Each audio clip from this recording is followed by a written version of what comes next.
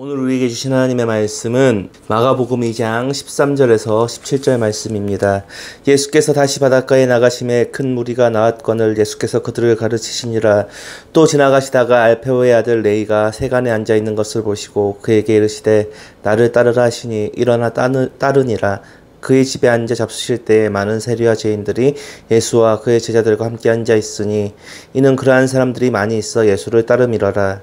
바리새인의 서기관들이 예수께서 죄인 및 세리들과 함께 잡수시는 것을 보고 그의 제자들에게 이르되 어찌하여 세리 및 죄인들과 함께 먹는가. 예수께서 들으시고 그들에게 이르시되 건강한 자에게는 의사가 쓸데없고 병든 자에게라야 쓸데있느니라. 나는 의를 부르러 온 것이 아니요 죄인을 부르러 왔노라 하시니라. 아멘. 오늘은 예수님과의 식사라는 제목으로 여러분과 말씀을 나누어 보려고 하겠습니다. 오늘 본문의 내용은 예수님께서 가버나움에서 사역하실 때의 이야기입니다.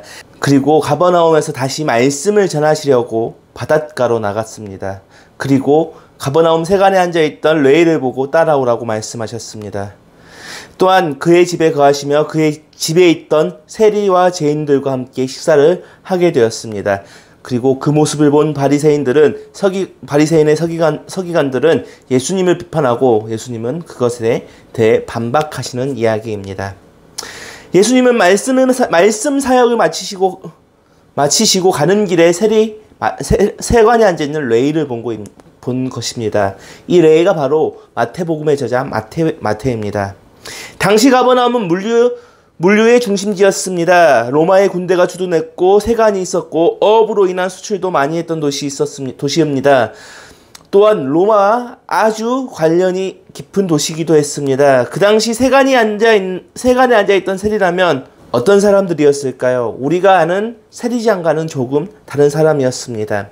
세리장은 당시에 부자여야만 할 수 있는 직업이었습니다. 그 당시 로마의 세금 체계는 독특해서 세수를 측정한 다음 그 세수를 바탕으로 세금 징수권을 팔았습니다.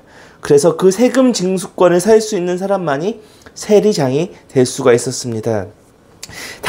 그 당시 세리장이었다면 그 지역에서 돈 꽤나 만졌다, 로마 정부와 꽤나 친하다라고 볼 수 있는 사람들입니다. 그런데 세리는 다릅니다. 세리는 먹고 살아야 해서 세리가 된 사람들이 다수였습니다. 세리장 밑에 있는 세리는 어떤 대접을 받았을까요?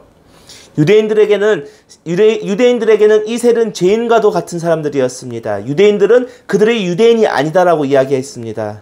어쩌면 창녀의 몸을 파는 여자들과 동급으로 취급을 당했어야 했습니다. 그뿐이었을까요? 회당에서 출교를 당하고 가족들 중에 세리가 있다면 그들도 똑같은 취급을 받아야 했습니다. 그리고 그들은 유대인들의 재판에 참여할 수도 없었고 재판을 받기도 하지만 재판관도 그 재판의 증인조차 될 수도 없는 사람들이었습니다. 그런데 예수님께서는 이런 유대 사회에서 버림받은 세리 레위에게 말씀하십니다. 나를 따르라. 그리고 예수님은 그의 집에 들어가셨습니다. 그리고 더 놀라운 사실은 그 집에서 만난 사람들이었습니다. 오늘 본문에서 예수님의 식사 자리에는 누가 있다고 했습니까? 많은 세리와 죄인들이 있다고 했습니다. 세리와 죄인들 어떤 사람이었을까요? 성경에서 말하는 이 죄인들은 율법에서 벗어난 자들을 말하는 것이었습니다. 우리가 보통 오해하는 게 성경에서 말하는, 특히 신약에서 말하는 이 죄인은 살인을 하거나 나쁜 짓을 한 사람들이 대부분이 아닙니다. 평범한 사람들이었고 먹고 살다 보니 율법을 지키지 못하고 기도도 못하고 성전에 1년에 한 번씩 나가서 제사를 해야 되는데 그것도 지키지 못하고 11조도 내지 못하고 모세의 율법을 지킬 수 없는 사람들을 그 당시 사람들은 죄인이라고 했습니다. 다시 말해 죄인이라는 것은 그 당시 유대인이지만 유대교의 그늘에서 벗어난 사람들을 말하는 것이었습니다. 유대인들은 이들이 구원받지 못하는 자라고 해서 죄인이라고 부른 것이었습니다. 바리새인들의 서기관들은 이 세리와 죄인들을 쓰레기라고 말하기도 했습니다. 그런데 예수님께서는 이런 사람들과 식사를 하신 것입니다. 유대인의 관점에서 구원을 벗어난 사람들과 하나님을 버리거나 하나님이 버린 사람들과 먹고 마셨다고 오늘 본문은 이야기하고 있습니다. 우리도 오늘 본문의 죄인들과 마찬가지였습니다. 우리는 예수를 믿기 전에도 마찬가지였습니다. 예수님을 믿기 전에는 우린 구원받지 못했고 세상에서도 죽을 줄 모르고 그것이 즐겁다고 살던 사람들이었습니다. 그것이 옳다 내 생각과 내 뜻대로 살아가던 사람들이었습니다. 그런데 어느 순간 예수님께서 우리를 찾아오셨고 우리와 함께 식사를 하셨습니다. 감히 인간인 죄악의 냄새를 풀풀 풍기는 인간이 어떻게 하나님의 아들 예수님과 같은 자리에서 식사할 수 있겠습니까? 우리가 감히 어떻게 예수님을 찾으러 갈 수 있겠습니까? 그런데요, 예수님은 오늘 본문의 세리 레위를 불러주신 것처럼 우리를 불러주셨다는 것입니다. 그런데 우리는 이 사실을 매일같이 잊고 살아갑니다. 우리가 예수님을 우리는 어떤 사람들이었습니까? 예수님이 우리를 부르시기 전에는 우리는 죽을 수밖에 없던 사람들이었습니다.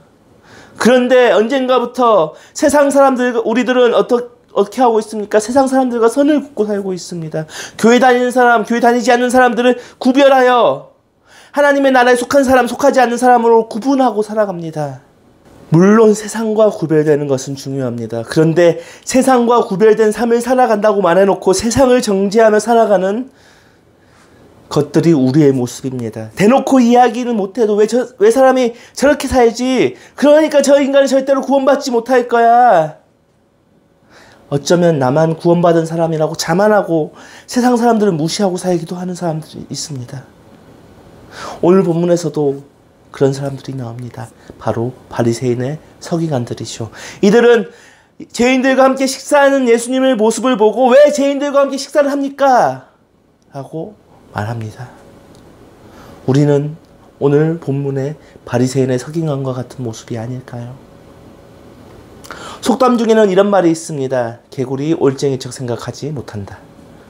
우리도 옛 모습을 잊어버린 채 세상을 정죄하고 있지는 않습니까? 누가복음 18장에는 성전에서 기도하는 바리새인과 세리의 모습이 나옵니다. 바리새인은 자기가 죄를 지었다고 다른 사람들처럼 남의 것을 빼앗지 않고 다른 사람들과 같지 않다. 나는 금식도 하고 11조도 다시 잘 낸다. 그러면서 소리를 치며 하늘을 바라보면서 나는 이러한 사람이다 라면서 기도합니다. 그런데요, 세리는 어떻게 기도했나요? 부끄러워서 무릎 꿇고 땅에 얼굴을 쳐박고 눈물로 나는 죄인입니다. 가슴을 치면서 기도했다는 겁니다. 예수님은 누구의 기도를 칭찬하셨습니까? 나는 죄인입니다라고 스스로 얼굴을 땅에 쳐박고 기도한 세리의 모습을 칭찬하셨습니다. 여러분, 우리들의 모습은 어떻습니까? 예수님의 식탁에 있는 세리와 죄인들입니까? 땅에 엎드려 가슴을 치며 하나님의 긍휼을 간구하는 죄인의 모습입니까? 아니면 내가 하나님을 통해 구별되었다, 세상과 분리되어야 한다라고 말하는 바리새인의 모습입니까? 내가 얼마나 잘나서 내가 얼마나 신앙생활 잘한다고 언제부터인가 바리새인처럼 행동하고 있지는 않습니까? 여러분, 우리는 우리를 찾아오신 예수님을 바라보아야 합니다. 내가 구원받았다고 내가 신앙생활을 잘한다고 생각하지 말아야 합니다. 이것들은 그냥 무너지기 쉬운 것들입니다. 오히려 그것들을 통해 남들과 비교하지 말아야 합니다. 저 세상에 믿지 않는 사람들을 봐. 난 구원받았으라고 생각하지 않습니까? 혹은 교회 안에서도 그런 비교가 일어납니다. 저 사람과 나를 비교하면서 나는 성경을 얼마나 읽고 교회에서 헌신을 몇 년간 했는데 헌금도 얼마나 많이 했는데 왜 저 사람은 그냥 교회 잠깐 왔다 가는데 내가 낫지라고 생각하고 있지 않습니까? 이미 우리는 그것들은 바리새인의 모습이라는 겁니다. 우리는 죄인입니다. 죄인인데 하나님의 긍휼로 구원받은 사람들임을 잊지 말아야 합니다. 그런데 왜 남들과 비교해 가면서 살아가고 있습니까? 그런데 예수님은 우리에게 말씀하십니다. 건강한 자에게는 의사가 쓸데없고 병든 자에게만 필요하다. 나는 의인을 부르러 온 것이 아니라 죄인을 부르러 왔다. 예수님은 말씀하십니다. 예수님은 죄인을 부르러 오셨다. 하나님의 긍휼이 필요한 죄인들, 하나님의 구원이 필요한 사람들을 부르러 오셨다. 하나님의 긍휼이 필요한 사람들, 예수님의 사랑이 필요한 사람들을 찾아오셨다. 라는 것입니다. 예수님은 하나님의 긍휼에 필요한 그 사람들을 그의 식사 자리에 초대하십니다. 오늘 본문처럼 레위의 집에서 식사하시는 것이 말이 되지는 않지만 예수님은 그런 죄인들, 스스로 죄인이라고 자복하는 사람들을 불러주십니다. 오늘 말씀을 마무리하겠습니다. 오늘 본문에서는 우리는 세리와 죄인들과 함께 식사하는 예수님을 보았습니다. 그리고 그 모습을 비판하는 바리새인 서기관들을 보았습니다. 우리는 스스로 자백하고 죄인임을 고백하는 세리인지, 아니면 율법주의에만 매여 나만 의인이야, 나는 의인이야 라고 말하고 있는지 내 스스로를 살펴보아야 합니다. 그리고 나 자신을 돌아보고 오직 하나님의 긍휼을 구하는 세리의 모습처럼 나아갈 때 예수님은 또다시 우리의 삶에 찾아와 주실 것이고 우리를 불러주실 것입니다. 그리고 그것뿐이 아니라 오늘 세리 레이를 제자로 불려주셨듯이 우리를 예수님의 제자로서 하나님의 복음을 감당하게 하게 하실 것입니다. 기도하겠습니다. 언제나 우리를 불러주시는 하나님 감사드립니다.